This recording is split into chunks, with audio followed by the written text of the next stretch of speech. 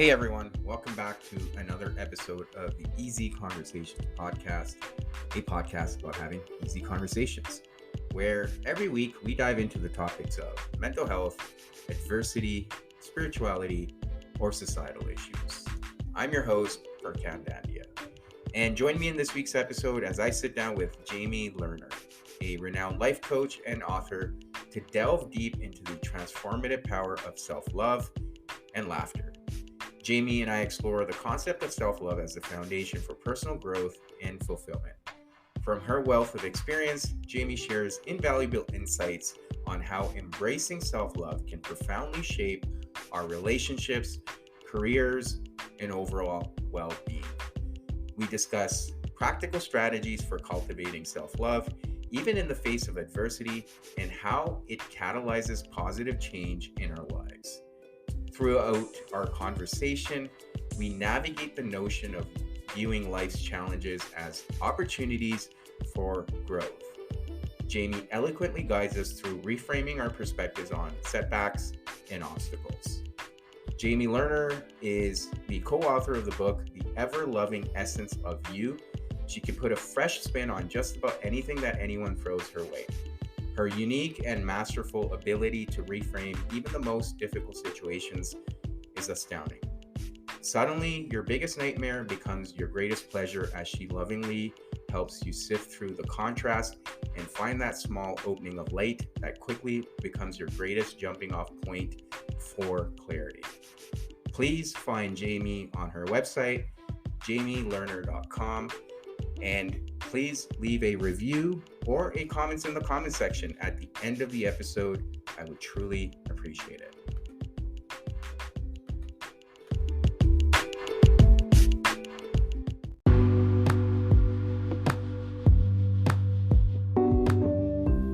And a brief word for our sponsors.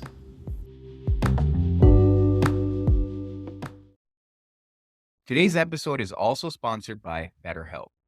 Therapy can be very difficult for many people to start. In my personal experience, when I was going through my divorce, therapy allowed me to bridge a significant gap. With the help and support of my therapist, I was able to uncover a lot of repeated patterns and behaviors that were impacting my life. Through goal setting, I was able to focus on things that required attention, which allowed me to improve the relationship that I had with myself, and by extension, the relationship that I had with others. As a therapist, I've been able to see the positive benefits that clients are able to derive through healthy rapport and goal setting.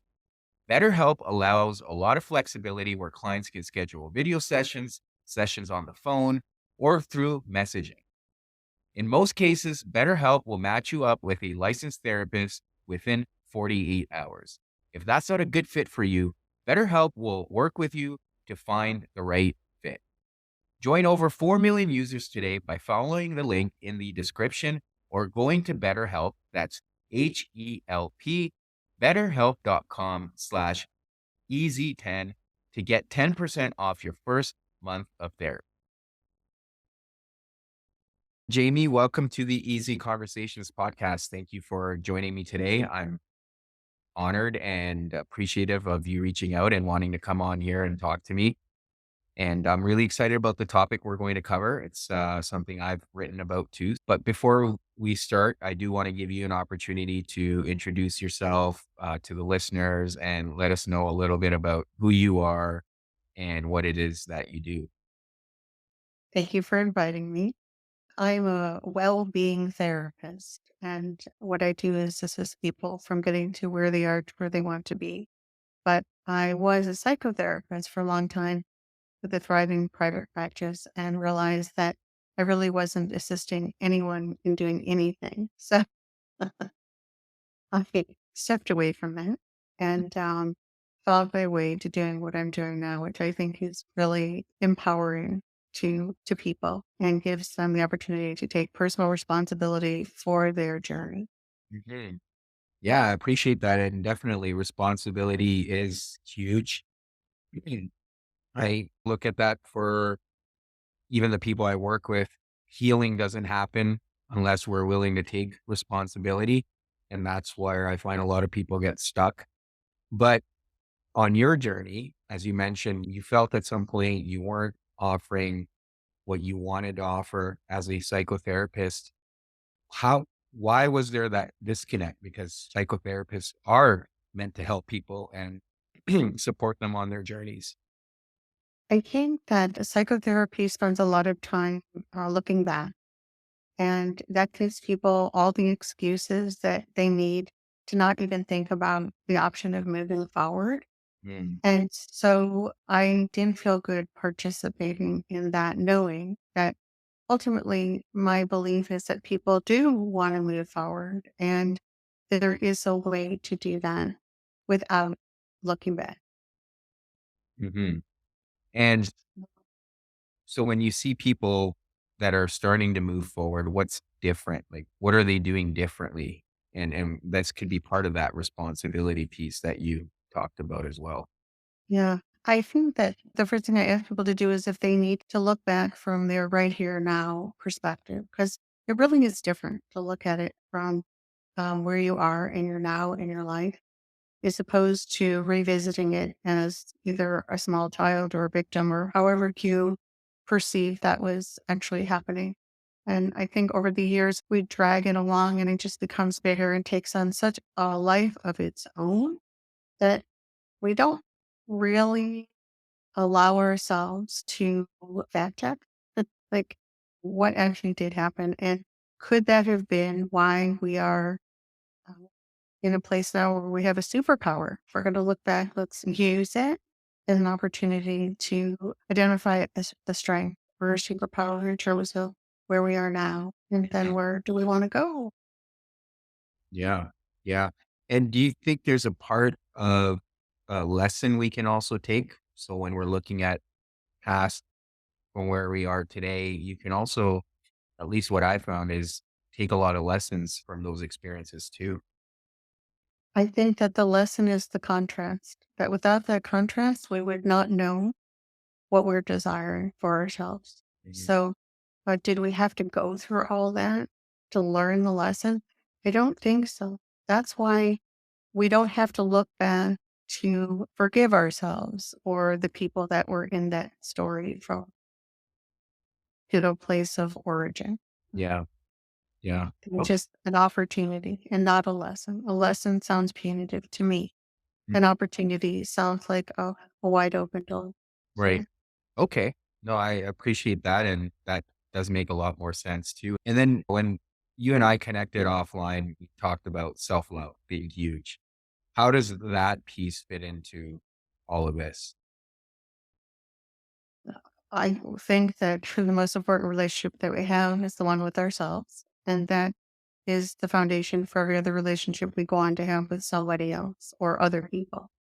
I think it has to start with how we are connected and to ourselves first and foremost. And that's a scary thing for people. Most people have done everything they can to avoid that. That's really where it all begins and all ends. You know, it's never about another. And and that's a hard pill to swallow for people. Right. Yeah. And why do you think? Because I've looked at it from my own angle and done a lot of self discovery around this. And I came to realize there was many barriers I had created in my life to prevent myself from giving that love to me. So then because of that, I was seeking it outside of myself, from people, from situations, from accomplishments. And it was the kind of love that you would get for a little bit, but it wasn't sustaining or long term. It was very conditional. But I'm curious to hear your thoughts on why do you feel people are blocked off from that ability to give themselves that love, especially knowing, and I think some people come to that realization and some don't, but knowing that the relationship we do have with ourselves is probably the most, absolutely the most important. I think our society makes it very difficult for us to even consider that because we're continually being asked to look outside of ourselves for everything. And we are conditioned to do then when you give people permission to start looking inward, to start trusting themselves and knowing themselves and remembering that intuitively they have made decisions throughout their whole lives, whether they've listened to that intuitive knowing or not, they've heard that. I've never heard anybody say, I should not have listened to myself. But you hear people all day long say, I should have listened to myself. And they don't even know what they're actually saying when they say that, because that is the confirmation that you do know for yourself. So that's foreign to people. And yet that's where it all begins. So Yeah. Yeah. I do want to come back to that inner voice or the idea of listening to ourselves. But you talked about society and stuff. And a lot of the people I work with too, you think about the common analogy of putting your oxygen mask on first or filling your cup first and taking care of yourself first. But I think a lot of people also get stuck in the, but that seems selfish. And they put this resistance immediately. How do you navigate that? Because that was when I hear people say that, I have to walk them through it and explain why their own self care, self love is paramount in order for them to give it to others. Putting themselves first is important, but I see a lot of people getting stuck with that and thinking it's selfish rather than self love. I think that people do think that, but I also think people use that as an excuse not to sit with themselves. And that's where it begins. We're talking about little things like first thing in the morning, addressing yourself, asking yourself, what do you appreciate about you? Not what does someone else appreciate about you, but what do you appreciate about you? And it's those little moments, and it could just be 10 minutes a day, where that gives you the message that you're worthy and important to yourself. That goes a long way. Yeah. Yeah. And I appreciate you adding that in, that it is an excuse often to not be able to sit with themselves. And that's one of the things I also discovered and I felt was a huge barrier for myself. And I see it with a lot of other people where there's so much discomfort in sitting in stillness and being alone with your thoughts or just being alone in general. It makes a lot of people uncomfortable and it made me uncomfortable at a time in my life too. There's so much peace and so many answers and things you can heal within yourself in those moments of solitude and stillness that I feel like people don't put enough emphasis on. And I just wanted to highlight that because you touched on it as well. And I think, as you mentioned earlier, I think it's a societal issue as well that people struggle to be alone and spending those crucial moments, whether it's meditating first thing in the morning by themselves or just taking time to themselves in general. But yeah, I don't know. Again, just want to get your thoughts on that as well. So when I work with people, we laugh a lot because if you really tuned in to the things you're saying to yourself, you would have to laugh. You would not talk to any other person the way you speak to yourself. And the only thing you can really do is laugh because it's hysterical. 99% of it is not true. And so I think laughter goes a long way and a little bit of levity. And this does not have to be so hard. It could be really fun and gentle. And the idea to embrace ourselves with loving curiosity.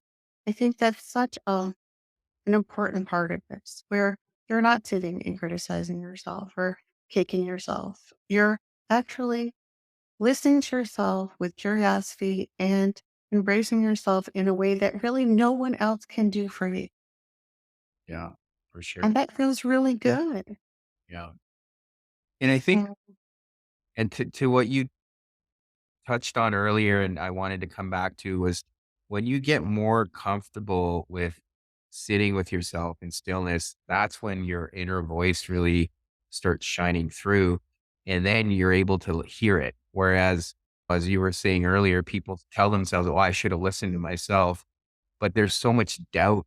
And I feel what I've learned recently, doubt often closes our heart off because we're not sure. And then we often look outside for messages, and then we get all these conflicting messages and we don't know where to go with all that information. But if we were in tune and we're spending that time in stillness, then that voice is louder and we can make more wise choices. Otherwise, everything's blocked off. Yeah. And the idea that someone else would know better for you, ridiculous. Really, only you know for yourself, but you don't know for others. And this is difficult for people because they think they know for everybody else. You don't, but you do know for yourself. And that gets really complicated for people. Yeah. People that are very tuned out have an opinion about what everybody else is doing. But yeah, they're stuck with themselves. So Yeah. we have to start with ourselves. Yeah, absolutely. And it's funny, you're right. Like a lot of times it's easier to displace that need for healing or project it onto others. And yeah, exactly. I've seen so many people who are just giving advice to everyone, but not taking that advice for themselves. And there's a quote I read yesterday from Rumi who's like, don't, when you're on your heading out on your journey, don't take advice from someone who's never left their own home. Just something to be mindful of. But there's another thing you touched on earlier, forgiveness. And the reason why I wanted to come back to forgiveness is because that was a huge component in my self-love journey. Forgiving others that I was, for some reason, held on to these past experiences, and they were just it was like baggage, carrying baggage around my whole life.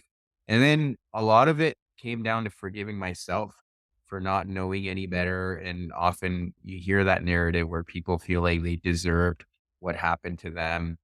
Why is forgiveness so essential? When we forgive ourselves, we forgive everybody else. It's amazing at the point that we really are so connected to ourselves and in that place of compassion for ourselves, with ourselves, then that gentle eye is cast upon every other person. And it's really a lovely way of connecting because we're so open and that puts others at ease. Yeah. So it's a win. Yeah. And there's a component of compassion that comes through too, because when you're able to forgive yourself, you're also being compassionate, and then you can express that towards other people. And to your point, it becomes a lot easier because you're not being as judgmental for some of the choices other people make, because you're just holding that sense of compassion. And I find that has been huge. And I feel personally, if more people were compassionate, we would just have easier discourse. Things would be a lot easier. We would be able to navigate situations a lot better and come to more agreeable solutions. But that I think that's what's lacking in society today is people's inability to be compassionate because they haven't given it to themselves. Yes. And I think the personal responsibility really comes in to play there because my children think I'm like, they just don't get me because I let everyone off the hook for everything. And they're like, well, what is wrong? And it feels so good to only be responsible for myself and then to allow other people, wherever they are, to just be where they are and be who they are. And that is also a lovely way to move about the world and care, where you're just minding your own business and focusing on what you're doing. And it really doesn't matter what other people are doing. You respect whatever their choices are. It's not your choice. Maybe you won't participate in that, but you can excuse yourself in a very loving way without judgment. And all of that feels good. Yeah. And that's the reason to do it. And that's how we maintain a connection with ourselves and then others. And when you see letting people off the hook, I would assume there's still some boundaries in place, because part of self-love is setting boundaries too, right? And not letting people walk all over you. But I Nobody can walk alone. You can allow somebody to walk all over you. You can allow that. But when you're in a place where you're completely connected to yourself, that isn't even an option because you're so clear where you are and who you are. there's nothing that can disrupt them. Yeah. It's really where our personal power is, all of it. So no one can upset you. No one can piss you off. My kids all the time, they try to push my buttons. They can't. And it's maddening to them. They're all grown. They're out of the house. I have grandchildren. But the whole idea is just, they don't get it. And for me to be able to be in a place all the time where I'm just like in a good place with myself and no one can really bother me, it feels really good. Yeah. Yeah. No, And it's very powerful. I agree. Yeah, absolutely. And I think there's a component of confidence that comes through, right? You're so confident in even your choices because you're not, as I touched on earlier, there's no doubt because you're so in tune with yourself. You have It's clarity. just clear. It's Yes. clear, Yeah. clarity. But I don't impose any of it on anyone else. So I am not an expert for anyone. I'm an expert for myself. And in terms of what other people need or what they want, they need to tell me. I don't know what you need or what you want. And that's also very confusing for clients because they're not even used to asking themselves what they need or what they want. They're used to being told. So we have to work on that a little bit before anything happens. Yeah, no, I see that a lot too, where clients or people will be like, this, my wife wants this, my kids want this, my parents want this. I'm like, okay, let's slow down here. What do you want? And then it's like they got hit by a bus, right? They're just like, what? I'm like, yeah, what do you want? And it's the first time either someone's asked them that or the first time they've had to actually think about it. And it takes them, they get rattled because they've never really put thought into it. It just takes them so much time and there's like such a long pause but then they start seeing it. And to your point, the more you work through that, okay, what do I want? Then you start getting that clarity and just feeling that sense of comfort. But it takes a long time for a lot of people to even start thinking that way. Permission goes a long way. Mhm. People really need the permission to do that. Yeah. Yeah. And then when you're doing this whole journey with people, what are some like help us, or if you don't mind walking us through, what do the stages look like if there's any stages? Before anyone has to work, before anyone does work with me, they have to take enough personal responsibility to reach out and tell me how much time they want. And so that's like big at first. They're like, what do you mean? I'm like, I don't know how much time you need or what. No, you need to tell me. So from the very beginning, there's a sense that, wow, maybe I do know for myself. Maybe I can ask myself these questions. And that's really where it starts. But a lot of it is just reminding people that none of this is a big deal. Like this is just like a moment and then the next moment.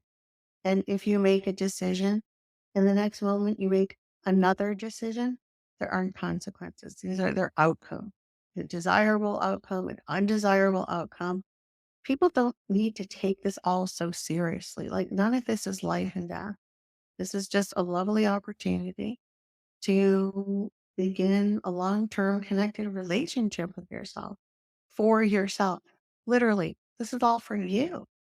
And if you choose to then reach out and attract somebody who you can connect with, and you're coming from a really healthy place, and you probably will attract a really healthy person. Yeah. I don't know. It's hard because people are anticipating it to be a lot of work and to be painful, and it's neither.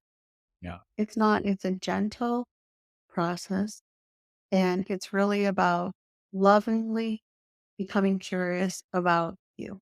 That's it. Yeah. Yeah. The curiosity can be scary, right? Because you don't know what may come up. And yeah. That's the other thing. If it comes up, but you don't need to dwell on it, you don't need to analyze it. You need to feel it, you let it go. You don't become it. And I think that we're so used to in this society, like becoming every single emotion that we feel. And it creates so much drama. And it's so exhausting and it's so unnecessary. Yeah. And do you find that there's, to your point of around identifying with all our emotions, there's a sense of attachment there, right? And I feel people are so attached to their emotions or the thoughts in their head. And often it's simple as just detaching from these things. And again, then you get that sense of clarity. But I wonder how much of it is that attachment piece that people are not willing to let go. And then you have to ask yourself, and I ask people all the time, is that serving you? Mm. Because if it's not serving you, then maybe pick something else to think about. Yeah. Yes. Yeah, I think that's the biggest piece. Again, very similar way when I ask people, is this serving you? And right away, it just a light goes off in their head, right? It's okay. Yeah, it isn't serving me. So I guess I need to ask myself, why am I doing this? Or it doesn't even matter why, but what would you like to be thinking about the next moment? Because we only can do that for ourselves. We're only in control of what we're choosing to think about and how we're choosing to feel about what we're choosing to think about. Other than that, we have no control. So you're in control. You're feeling something that is very uncomfortable for you. And now your next choice is in the next moment. Would you like to be thinking about something else? Yeah. Yeah. No, I agree with you. I am very curious about your journey though, which I wanted to come back to. So yeah, you were a psychotherapist, realized that you weren't really doing the type of work you wanted to do. What was that gap in between? And just out of curiosity, just trying to understand.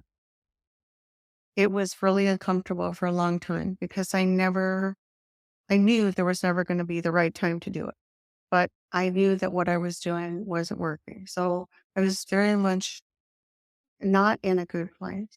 And, but I was nervous about making the transition, knowing that I don't even know what I was nervous about because it was clear I wasn't doing the right thing for myself or assisting other people. So I think there's never a good time, but the message got louder and louder. Became more and more comfortable. And then I finally just said, fuck it. That's it. But my journey started when I was born. I was very connected to myself and did not have a connection with my mom. So I spent half my life trying to figure that out in terms of how could I be so connected to myself and remain connected to myself, but have no connection with this person that brought me into the world. And it turned out to be a superpower for me because I learned very young and early that's all I had was me. Mm. And so I never looked anywhere but in. So that's a great example of what some people would feel sad about. And I feel so appreciative for the mother that brought me to this world because of my ability always to just know myself, hear myself, and trust myself. Hmm. Yeah. And I think just again, just I'm very curious because a lot of the times we hear a lot of our attachments we learn early on in life. And those are obviously through the relationships we have with our caregivers or our parents. And a lot of those attachment styles that we build early in life tend to predict how what kind of attachment styles we'll have in our adult lives. And sometimes we need to work through the insecure attachments and build secure ones. I wonder in your case, as you said, you didn't really have that connection with your mom. How did that impact your attachment style and how did that show up later on in life, if it did at all? I think, and my parents were amazing, I have to say, that they really supported all, there were five of us, all of us, in terms of anything that we were choosing to do for ourselves. And they reaffirmed that whatever we were choosing and however we were knowing ourselves, that was correct. So I continually got internal guidance about where I was and who I was, which is very unusual. And I think that it made me difficult through every stage of my life, very clear about me. And I didn't follow rules. I didn't, I was really rebellious, although not at home because there was nothing to push against. I think that in terms of my adult relationships, I've had to consciously make room for people to join in with me. And that's been my work. Yeah. Because when you're so clear about who you are and where you are and what you want and what you need, it's difficult sometimes for people to find a way in um, to join in. Yeah. And then what does that take on your end in terms of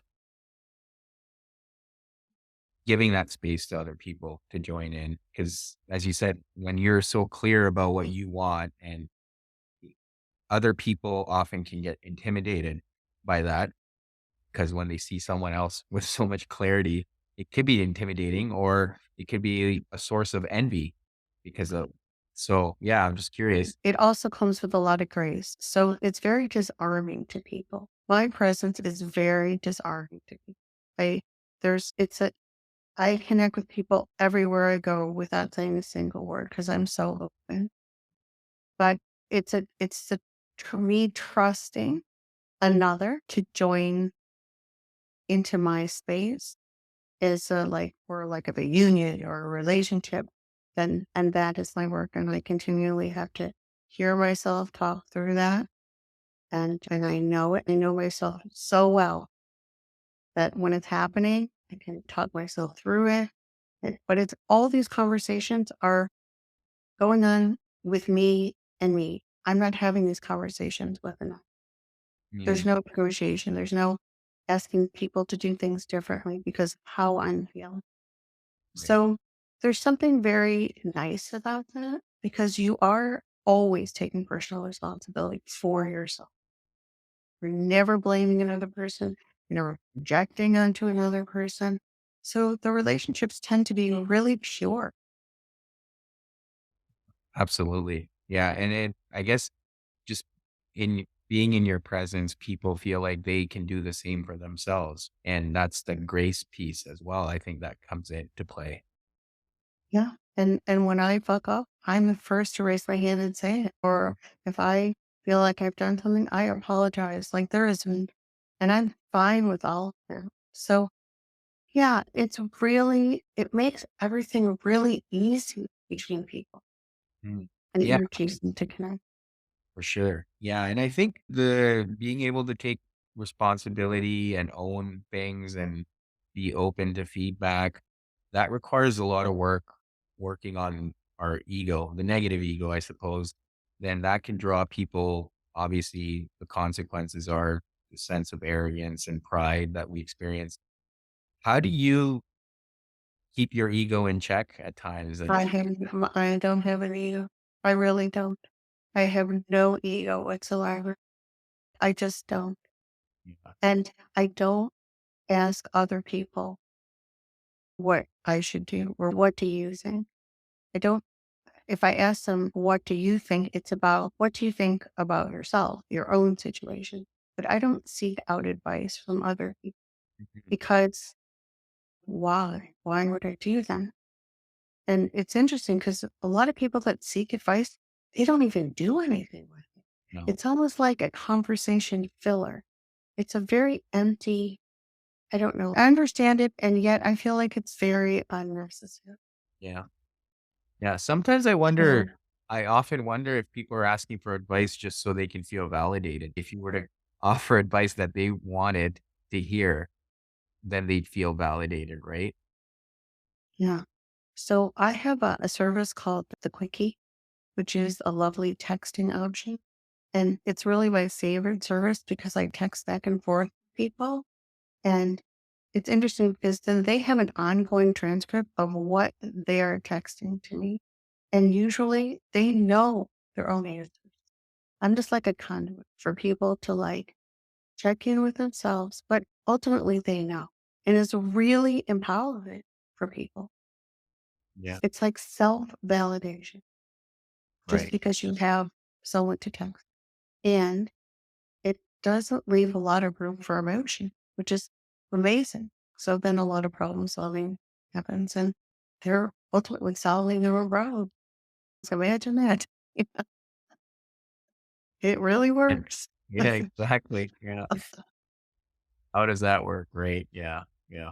And I guess just one more question. I'm very curious. How do you get to the point of where there's no ego? Right. I have certain idea. I've read a lot of stuff around that, more so in the spiritual sense, but I'm curious about how did you get to that point? I don't know. But it feels all I can say is it feels really good. Wherever I am, wherever I go, I don't want to be first. I don't need to be in the front. I have no desire to tell people what I know.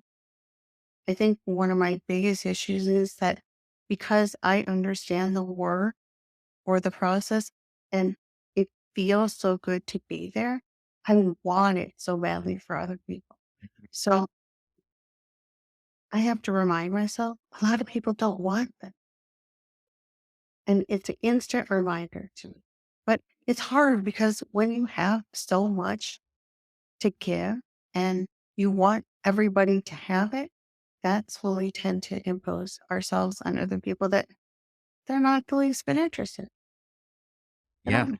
So it's a good reminder to just allow people to be where they are Mm. and then you just be where you are. And it's a tough place to be as in this profession because a lot of people do not walk their talk that are doing this work and helping other people. And it's hard to see, but we must walk our talk. Absolutely. Yeah, I agree with you. And that was what forced me to also seek out solitude and spend the time to do that work because I was offering it to other people, but I wasn't practicing it. And it just became inauthentic. And I had to put the mirror to my face and do that work. But I think also to your point, sometimes people aren't interested and sometimes people are just not ready. They're not there. And I think a lot of the times we're all on our individual journeys and we have to get to that point where we're willing or ready to take on that opportunity and apply these things. Right. And We're not. yeah, We're not. yes. And there's so many people that are will not. And that's okay because you only know what you know, right? Yep. But there's so many exciting things that happen in connection in life. And when you do get to this place where you can embrace yourself and love yourself and not have judgment and life is beautiful. Yeah. Yeah. There's something Socrates said that's stands, at least pops up in my mind around this is basically said for people that are just been used to pain and all they do is avoid that pain, that's pleasure for them. They don't know the pleasure of that comes from seeking truth and wisdom. So they're just stuck in that cycle, right? And yeah, often it's tough to see, but that's just their reality because they haven't experienced the other kind of pleasure. And we have to be willing to say, and that's okay. Yeah. But to become the living, breathing example of what's possible, I think that's our greatest gift to every single person that we come across. So Yeah, no, that's amazing. And Jamie, I do want to thank you again for coming on here and having this conversation with me. Do you feel there's anything else that would be of value for the listeners that we didn't cover and you'd like to add in at this point? not really, but just know yourself, trust yourself, love yourself. You're so worth it. Mm. Yeah. Okay. Yeah, absolutely. I do give guests an opportunity to share with the listeners some ways they can be contacted, whether it's online, social media, whatever that may be. If you want to take on that opportunity, how can I listeners have, find? yeah, I have a website. It's www.jamie-ler. And I try to put out an inspirational message on Facebook every day. I'm a total failure on Instagram, so I could not keep up with that one.